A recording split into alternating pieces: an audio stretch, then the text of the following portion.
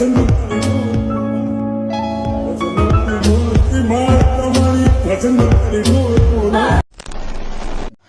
আলাইকুম এভরিওয়ান, আশা করছি আপনারা সকলেই ভালো আছেন। তো এই ধরনের যে টিকটক ভিডিওগুলো, এগুলো কিন্তু অনেকটা টিকটকের ট্রেনিং। আর এই ভিডিওগুলো মেকিং করতে হলে আমাদের হচ্ছে একটি ভিডিও ক্লিপস এবং একটি ব্যাকগ্রাউন্ড মিউজিক প্রয়োজন হবে। তো সকল কিছু লিঙ্ক আপনি ভিডিও ডেসক্রিপশনে পেয়ে যাবেন, ওখান থেকে ডাউনলোড করবেন। করার পর আমরা এখান থেকে ক্যাপকাট অ্যাপ্লিকেশনটিকে ওপেন করব।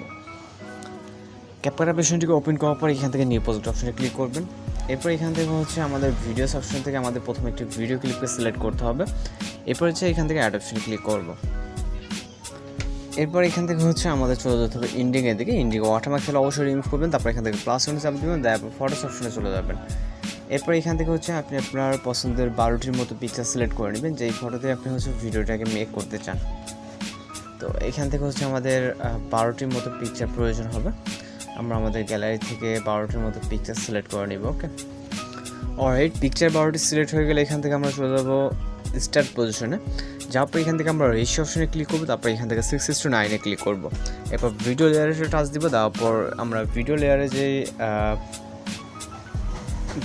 টাচ দেওয়ার পর আমরা ডিসপ্লে স্ক্রিন থেকে এটাকে আমরা রাইট সাইডে 90 অ্যাঙ্গেল রোটেট করে রাইট সাইডে এটাকে আমরা ফুল স্ক্রিন করে নিব। ওকে, এইভাবে আমাদের এখানে যতগুলো পিকচার আছে প্রথম ভিডিও ক্লিপ থেকে শুরু করে আমাদের প্রতিটা ক্লিপস, অর্থাৎ 12টা পিকচার এবং ভিডিও ক্লিপস, তো এখান থেকে আমাদেরকে রোটেটিং করে নিতে হবে এইভাবে রাইট সাইডে। ওকে, এখান থেকে কিন্তু আমাদের রাইট সাইডে করতে হবে। লেফট সাইডে যদি আমরা করতে চাই সেক্ষেত্রে কিন্তু উল্টা হয়ে যাবে। তো আপনি আপনার মতো করে এখান থেকে রাইট সাইডে 90 অ্যাঙ্গেলে রোটেট করে নেবেন।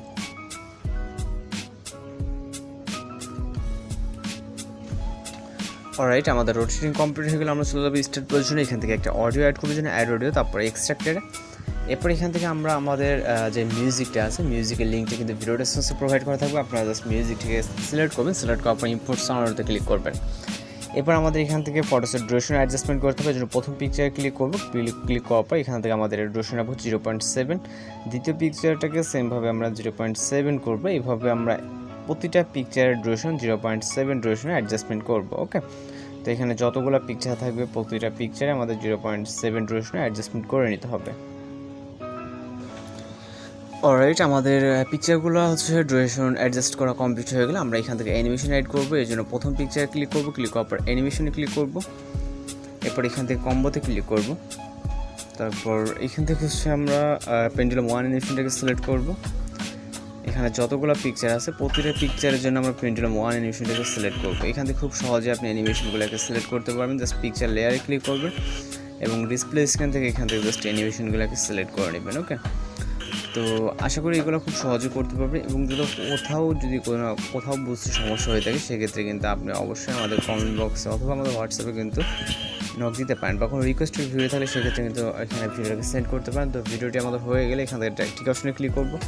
এরপর ট্রানজিশন ফিটটা অ্যাড করার জন্য আমরা যে কোনো একটা মাইনাস এখানে ক্লিক করবো, অর্থাৎ যে ট্রানজিশন বক্স এখানে ক্লিক করবো।